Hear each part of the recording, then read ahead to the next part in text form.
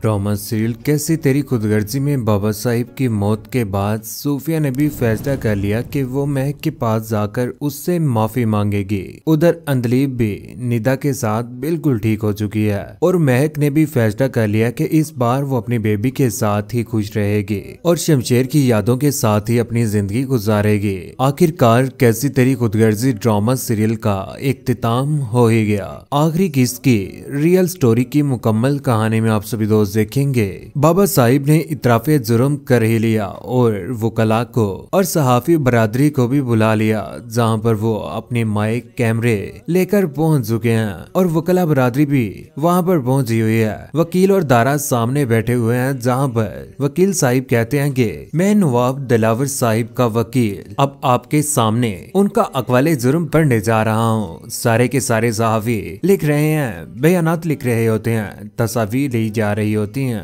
Videos बन रही होती हैं। मैं दिलावर वल्द सरफराज अहमद अपने पूरे होशो हवास में इस बात को तस्लीम करता हूँ कि मैंने कत्ल, अगवा और जमीनों पर कब्जे भी किए हैं और बहुत सारे जराइम में मुलविस भी रहा हूँ, जिसकी सारी की सारी तफसील मैं अपने वकील को बता चुका हूँ। यहाँ पर दारा खामोशी के साथ उनकी बातें सुन रहा होता है। सारे के सारे बयानात सहाफी बरादरी ने अपनी नोटबुक के ऊपर लिखी दी है, क्योंकि उन्होंने जाकर मीडिया के ऊपर सारी की सारी बातें शाया कर देनी है, अखबारात में भी, और मैं ये सब कुछ कोर्ट में जमा करवाना चाहता हूँ। दीगर जराइम के साथ साथ मैं खुद को अपनी बीवी और बेटे के मौत का जिम्मेदार समझता हूँ, इसीलिए मैं खुद को पुलिस के हवाले करके इंसाफ के लिए पेश कर रहा हूँ। आखिरकार ये बयानात सोशल मीडिया पर और हर टीवी चैनल्स के ऊपर भी चल ही गए, लेकिन जब ये बयानात हो रहे होते हैं तो अंदर से गोली की आवाज आ जाती है, क्योंकि बाबा साहिब ने अपने आप को गोली मार ही ली। बेटे के चले जाने के बाद उनको बहुत ज्यादा दुख था कि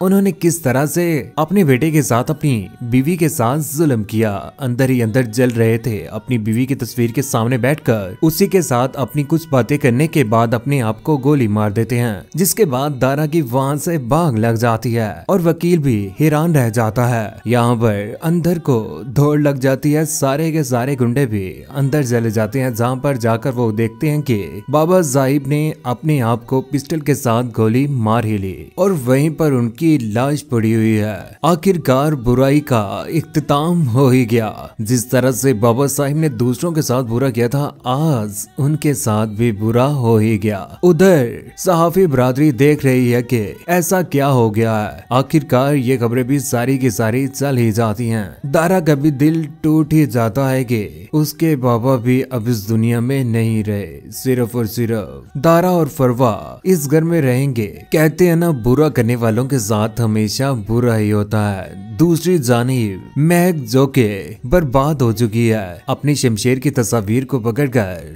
उसी की यादों में खोई हुई है। उसकी तस्वीरों के ऊपर हाथ लगाकर शमशेर को महसूस करने की कोशिश कर रही है और अपने बच्चे को लेकर भी दुखी तो है कि उसके सर के ऊपर बाप का सहारा ही ना रहा। बाप का साया उसके सर पर नहीं है। आज जब वो इस दुनिया में आएगा, उसके बाद तो उसे बहुत सारी परेशानियों का सामना करना पड़ेगा। महक बहुत ज्यादा परेशान बैठी होती है कि उसकी माँ उसके पास आ जाती है और उसके पास आकर उसे समझाने की भी कोशिश कर रही है कि बेटा अपने आप को संभाल लो। अब सारी जिंदगी इस दुख में रहकर तुम्हें बेटा कुछ भी नहीं मिलने वाला। काफी दिन गुजर चुके हैं, तुम इसी तरह से यहाँ पर बैठी हुई हो और खाना भी इज्जत तरीके से नहीं खा रही। आखिर नईद आंटी को भी इस बात का दुख है कि उसकी जवान बेटी विधवा होकर घर बैठ चुकी है। महक बेटे तुम खाना क्यों नहीं खा लेती? मुझे भूख नहीं है मामा, आप खा लीजिए। इस बार तुम्हारे साथ महक एक और भी जिंदगी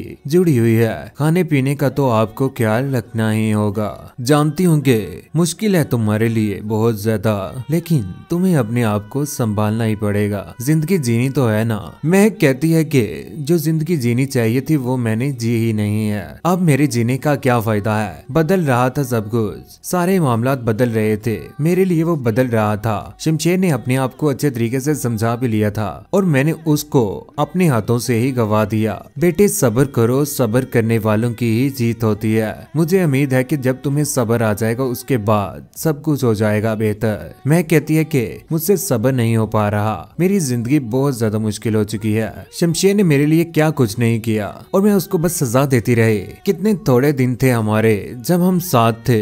बेटा गुजरा हुआ वक्त वापस तो नहीं आ सकता, तुम अपने आप को संभाल लो, इसी में बेहतरी है। तुम माँ बनने वाली हो, अपनी औलाद के बारे में सोचो।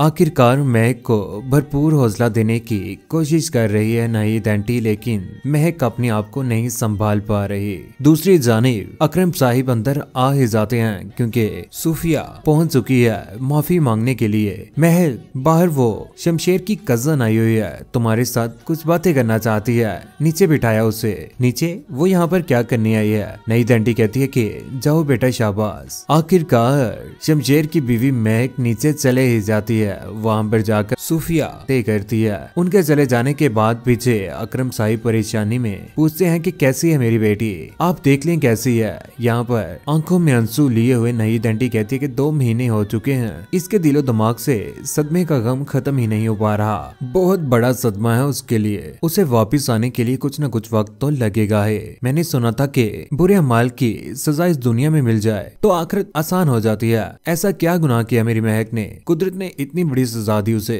अकरम साहिब कहते हैं कि मेरी जान इस तरह आप रोइए मत, दिल छोटा करोगी तो बेटी को कैसे संभालोगे। मुझसे सब्र नहीं हो पा रहा, मैं एक माँ हूँ, कैसे बर्दाश्त कर सकती हूँ। मेरा कलेजा फट जाता है, मुझसे बर्दाश्त नहीं होता। गले लगाकर रोते हैं अकरम साहिब भी। दूसरी जानिब फरवा जो कि पहुंच चुकी है कहती है कि मैं काफी दिनों से आपके पास आना चाहती थी। मैं कल यूएस जा रही हूँ हमेशा के लिए, फिर वापिस कभी भी नहीं आऊंगी। ये बात सुनने के बाद मैं कहती है कि ये सब कुछ आप मुझे क्यों बता रही हो। मैं जानती हूँ मेरा ये सब कहना आपको अच्छा नहीं लगेगा कि मैं तुम्हारा भी दुख समझ सकती हूँ और मुझे तुम्हारी तकलीफ का भी अंदाजा है, क्योंकि तुम्हारी तकलीफ तुमसे ज्यादा बेहतर कोई नहीं जान सकता। मैंने भी शमशेर के साथ मोहब्बत की थी, एक इंसान के साथ मोहब्बत, आज वो नहीं रहा। थोड़ी तकलीफ मुझे भी हुई है। मेरी शमशेर के साथ यक तरफा की हुई मोहब्बत, उसी के सहारे अब मैं सारी की सारी जिंदगी गुजार लूंगी। महक मैं सिर्फ और सिर्फ आपसे माफी मांगने के लिए आई हूँ। यहाँ पर महक भी रो पड़ती है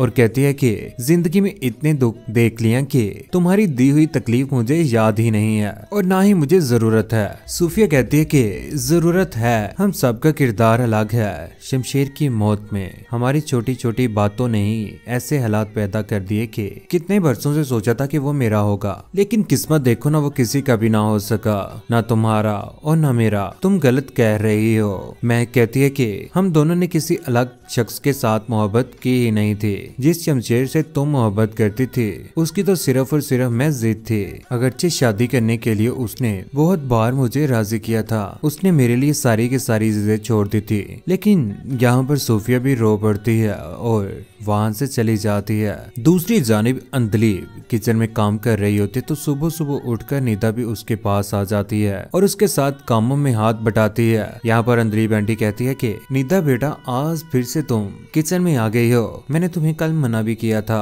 मैं नहीं चाहती कि अब मैं कुछ ऐसा करूं जिसकी वजह से आसिन और तुम्हारे दरमियान गलतफहमी पैदा हो। तुम जाओ बेटा, मैं अभी के अभी नाश्ता लेकर आती हूँ। निदा कहती है कि आप काफी ज्यादा बदल गई हैं। कैसे ना बदलती मैंने शुरू में बहुत ज्यादा कोशिश की कि तुम्हें बदलूं, लेकिन जो मैक का वाकया हुआ ना उसके बाद तो मुझे बहुत डर लग रहा है। चाची जान आप परेशान मत हो, हम सब ने अपनी जिंदगियों से बहुत कुछ सीख लिया है। मैं नहीं चाहती कि मुझसे कुछ भी बुरा हो, मैं चाहती थी कि अपनी जिंदगी में ख्वाब के साथ गुजारूं। मुझे अंदाजा हो रहा है कि हकीकत ख्वाब से बहुत ज्यादा डिफरेंट होती है। मेरी वजह से आपको जिंदगी में कोई भी तकलीफ नहीं होगी। मेरे बेटे की तबीयत ठीक है, बहुत ज्यादा ठीक है और बाकी भी ठीक रहेगी। आप जाके रेस्ट करें, मैं अभी के अभी नाश्ता बनाती हूँ। आसन ये सारा का सारा मामला देखने के बाद बहुत ज्यादा हैरान रह जाता है कि सुबह सुबह नींदा उठ गई है और अंदलीब आंटी भी उसके साथ अब बिल्कुल ठीक हो चुकी है। अंदलीब आसन को भी समझाती है कि अब तुम निदा का ख्याल रखा करो। आसन कहता है कि